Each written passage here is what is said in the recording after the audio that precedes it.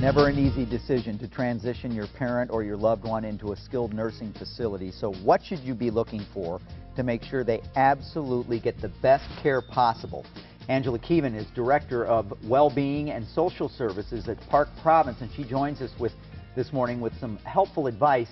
And I find it interesting that you've kind of split this services that you provide, these healthcare facilities, to really talk more and address more the memory loss. Right. And that's what we're talking about at Parc Provence, correct? Absolutely.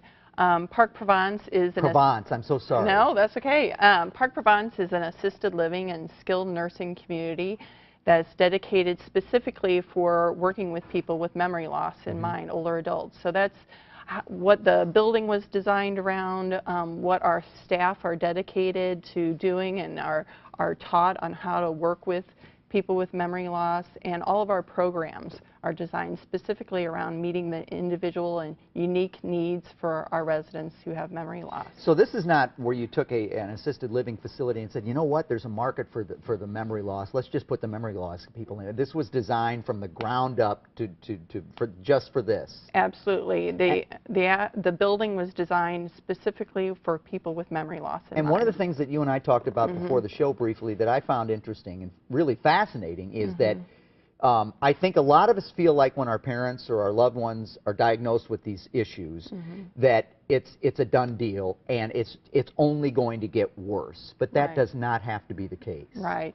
So there's a number of things that you can do to try to minimize the progression of whatever diseases they have. We're not going to stop the progression of the disease necessarily, but we can, and our staff are trained on how to recognize and utilize the remaining strengths and abilities of each one of our residents, no matter where they are in the disease process, and to be able to use those strengths and their abilities in whatever they're doing, whether it's brushing their teeth, getting dressed in the morning, or participating in one of our structured group programs, to try to use their abilities as much as possible, as often as possible. So what should people that are beginning to think that maybe it's time to take their mother and father or their grandparent or great-grandparent to an assisted living, what kinds of things should they look for? So there's a number of things.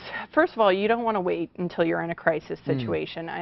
Too often we see people trying to make this very important decision when they're in a crisis where their loved one has already had a fall, they're in the hospital, or maybe they've have been a victim of some kind of elder fraud.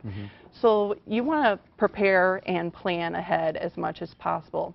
Some of the things to consider looking for, you want to do your homework, get referrals, get recommendations from your family or friends, doctors, some of the community organizations that are out there. And just drop in and make a visit, too. I was going to say, you want to tour, you want to narrow it down to a few choices, tour, look at how the staff are interacting with the residents. Do the residents look happy? Are they well groomed? Whatever it is that your loved one is, whatever makes up a life of well-being for them, what's important. So, I was thinking earlier when you were talking about the classic wiener dogs, so if that is something that is really important to you, then do they offer that, in the community? And if they don't, how can they incorporate that into your program so that you have a quality of life? Angela, thank you so much. Appreciate you for being here today. Parc Provence is located in Creve Coeur. For more information or to schedule a tour, call 314-542-2500. Write that down, 542-2500, or visit parcprovence.com.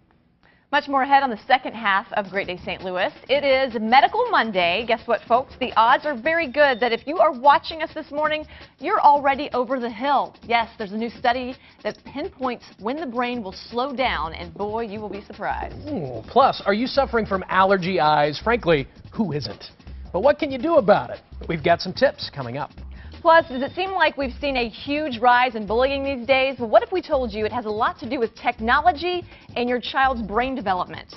So what can you do to protect your child? The answer next.